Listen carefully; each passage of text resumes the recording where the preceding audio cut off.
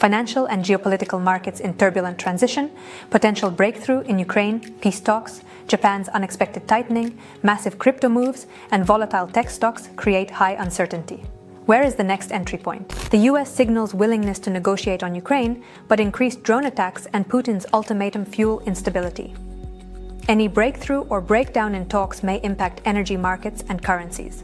Traders' takeaway: trade oil and gas on news spikes, monitor euro to ruble and defense stocks.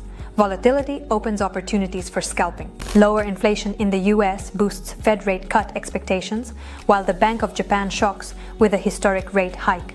Bond yields and forex pairs respond sharply. Takeaway: play interest rate divergence, USD JPY and crosses in focus. Consider long positions in US indices on easing bets. A major investor transfers over 5,000 BTC amid a fragile market, raising fears of a sell-off. BTC drops 18% this month. Institutions reduce holdings.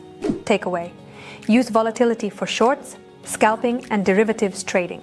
Watch whale wallets and crypto sentiment indexes closely. Fallout from AI project partner exit pressures Oracle, but a major TikTok data deal triggers a price bounce.